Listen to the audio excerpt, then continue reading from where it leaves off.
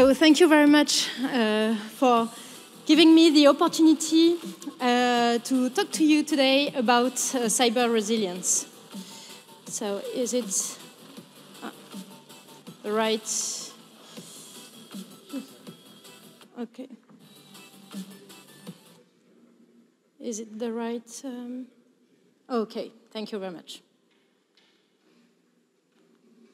Okay, so thank you for the opportunity to talk to you today about cyber resilience and the need to put business needs, to set business needs at the heart of business continuity and information security approaches. So let me first introduce myself. So I'm working for EBRC, working in cybersecurity for 18 years now. First, as a consultant to integrate security solutions. Early in the 2000s, you were secure when you had a firewall and antivirus. Things have changed a bit. And then little by little going to the advisory part, working on business continuity projects and governance projects. So when, some years ago, when I started working on such projects, business continuity and information security were really approached in parallel. I mean, we were working with business continuity managers on one side to understand business needs, what were the resources needed to deliver business operation on a daily basis, and define the right strategy to have operational answers to disruptive events.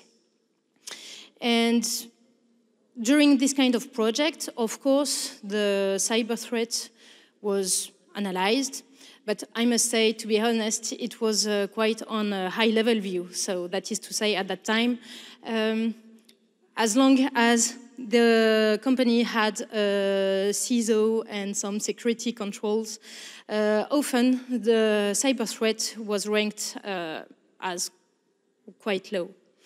On the other hand, we were working with information security officers and chief security officers to understand the business needs in terms of confidentiality, integrity, availability, so security needs,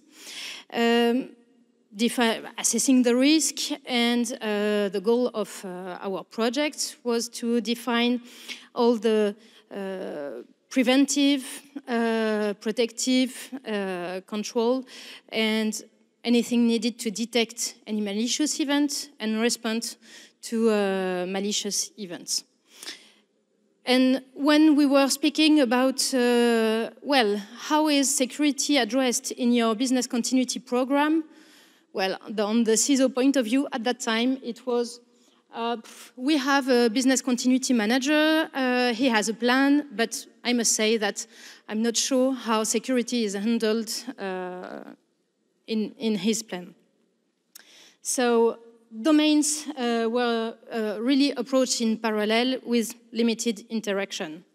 And then we start speaking about cyber resilience, which is really where the business continuity and information security roads cross together, because cyber resilience refers to an entity's ability to continuously deliver the intended outcome despite adverse cyber security events or cyber events. So it's really the junction of the true approach, and we need to have a common approach for that. Up. So why did we go to cyber resilience? Well, it's basically what's happened in real life.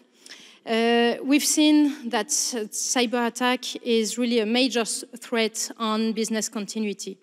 In the news, you can see that whatever the industry is, you have more and more ransomware attacks or other kinds of cyber attacks having direct impact on business activities. For example, in France last year, in the food industry, the group Fleury Michon had up to 5 days of impact on its business due to ransomware. And this summer, last summer, the Garmin customers could also face this problem of unavailability, online services unavailability because of a cyber attack.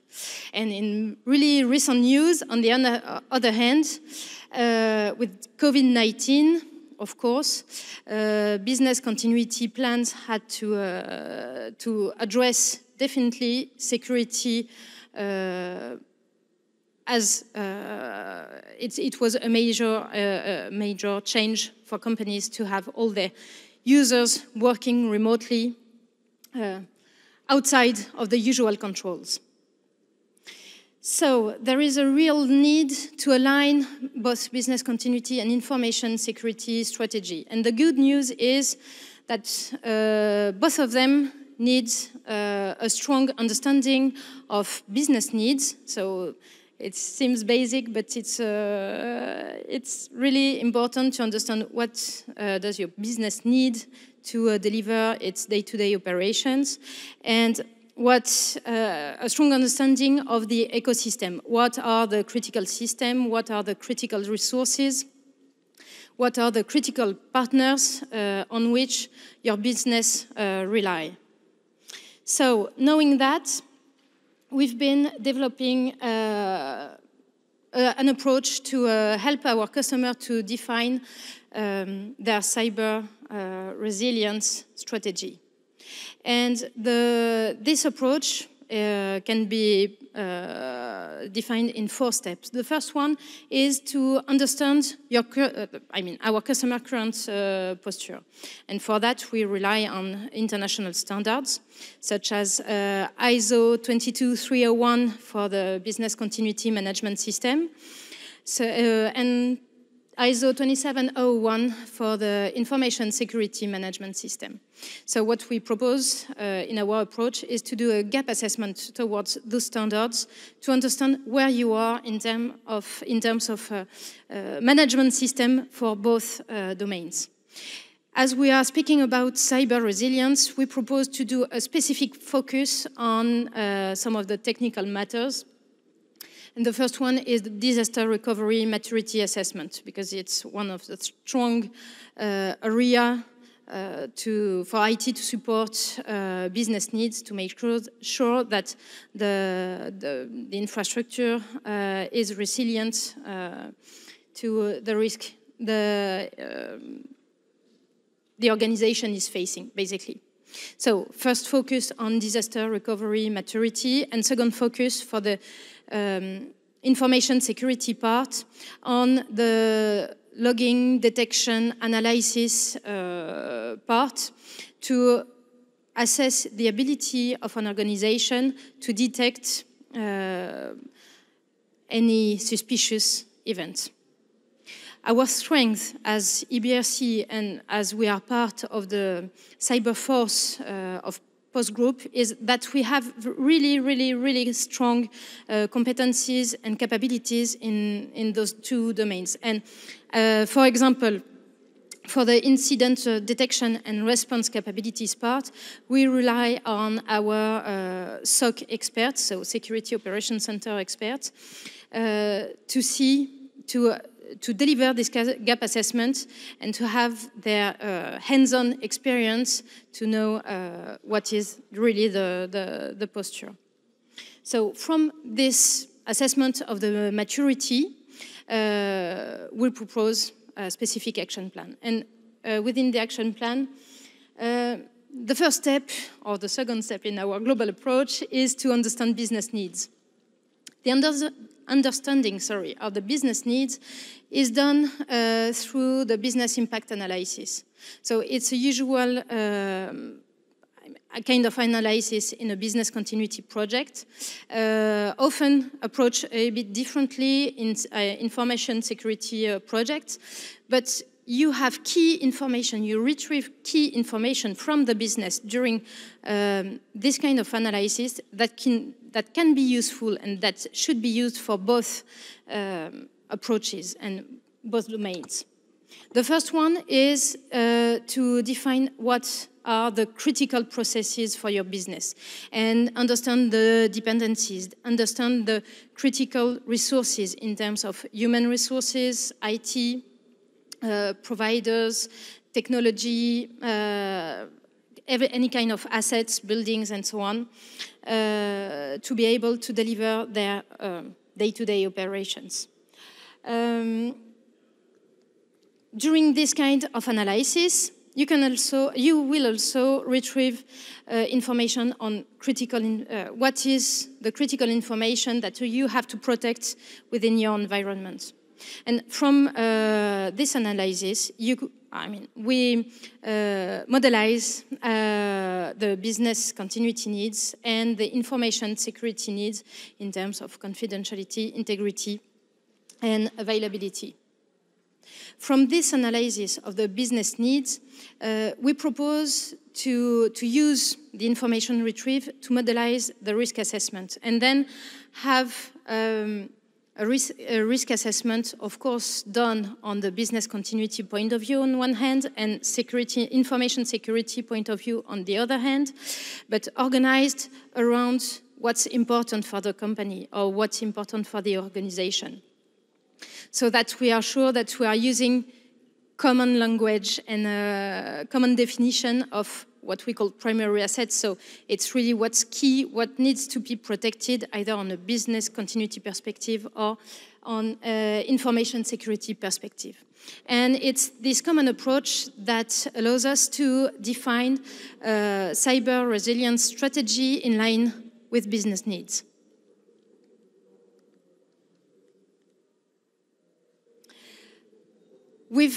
I said just a couple of minutes ago that in order to assess maturity, an organization maturity in terms of business continuity or information security, we use the international ISO standards for those two domains.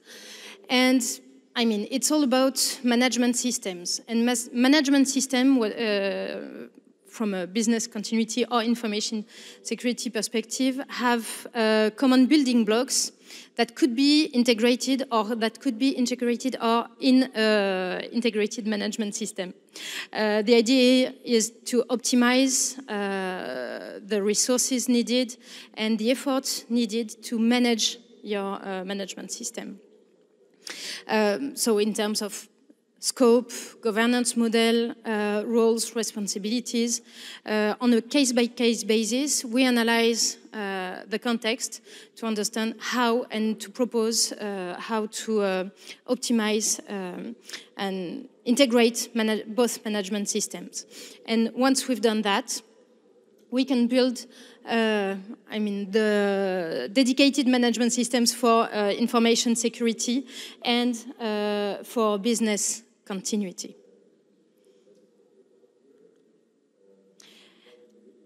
The goal of management systems is not, of course, to